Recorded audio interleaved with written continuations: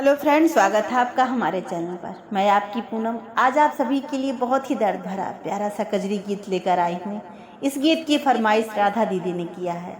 दीदी रहने वाली सुल्तानपुर की हैं। आप सभी को बताऊं, दिल की एक एक लाइनें जो इस गाने में मैंने लिखा है आप सभी के दिल को छू जाएंगी। यह सब लाइनें राधा दीदी के जीवन से मैच करती हुई मैंने लिखी है। ज़्यादा कुछ नहीं बताऊंगी, आप सभी गीत को पूरा सुनिएगा। अगर आप सभी को गीत पसंद आए वीडियो को लाइक शेयर सब्सक्राइब जरूर करें, अपना प्यार आशीर्वाद दें।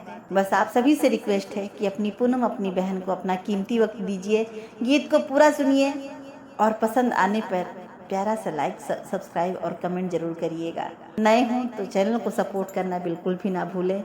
मैं हमेशा हर गीत में कहती हूँ, आप सभी की पूनम आप सभी के प्यार आशीर्वाद से आप सभी के बीच में खड़ी हुई है। इसके लिए आप सभी का दिल से बहुत बहुत धन्यवाद करती हूँ। जीवन भर आप सभी की आभारी रहूंगी।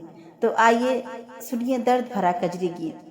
ससुरे मेरो मई बिना माई के बेटी वायब के हम का बोलाई है ना हो। ससुरे में रोमई बिना माई के बेटी वायब हमें के ही बोलाई है ना हो। ससुरे में रोमई बिना माई के बिटियवा के अब हम का बोलाई है ना।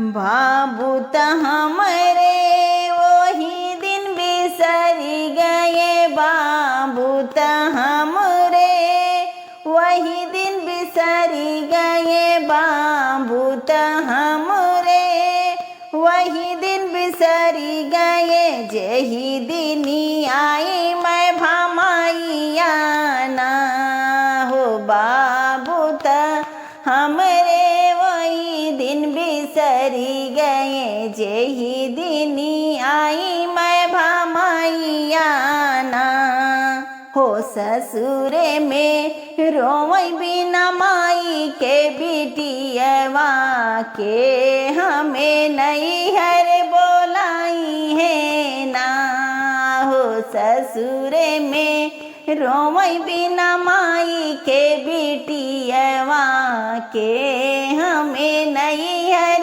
बोलाई है ना।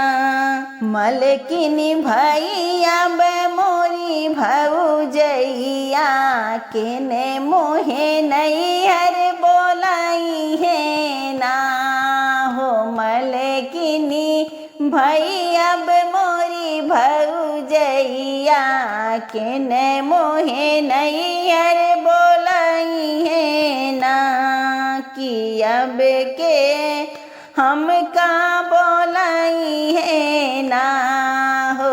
अब के हम का बोलाई है ना हो। ससुरे में रोई बिना माई के बिटियवा, ससुरे में रोई बिना माई के बिटियवा अब के हम का बोलाई है ना हो। ससुरे में रोवई बिना माई के धियरिया अब के हम का बोलाई है ना।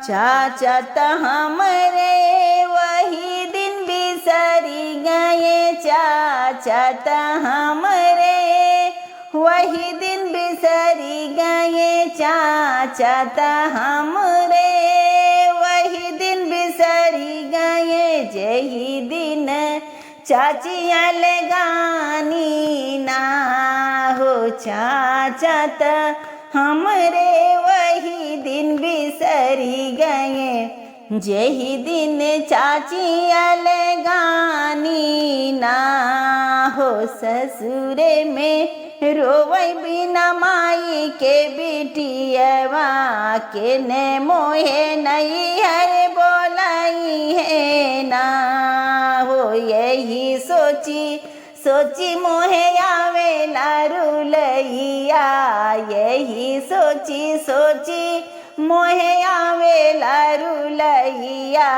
के मोहे नैहर बोलाइए ना हो। यही सोची सोची मोहे आवे लारुलैया के मोहे नहीं हर बोलाई है ना।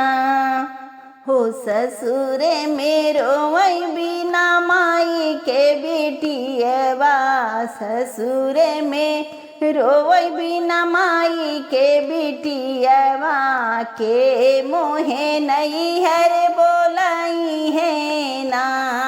हो ससुरे में रोवई बिना माई के बिटियवा के मोहे ससुरे बोलाई है ना।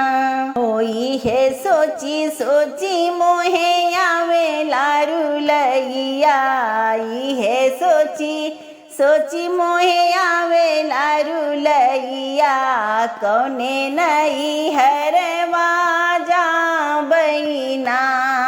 होई है सोची सोची मोहे आवे लारुलैया कौने नहीं हरवा जा बैना। हो ससुरे में रोवई बिना माई के बिटियवा कैसे के नहीं हर जा बैना। हो ससुरे में रोवई बिना माई के बिटियवा अबे के हमका बोलाई है ना।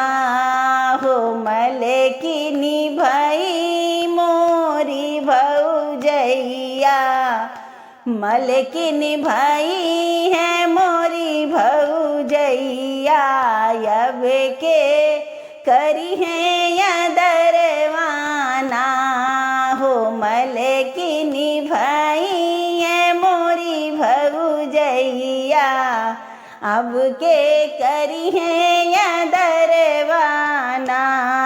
हो ससुरे में रोवई बिना माई के बिटियवा ससुरे में रोवई बिना माई के बिटियवा के मोहे नहीं हर पठाई है ना। हो ससुरे में रोवई बिना माई के धियरिया के मोहे नहीं हर बोलई है ना।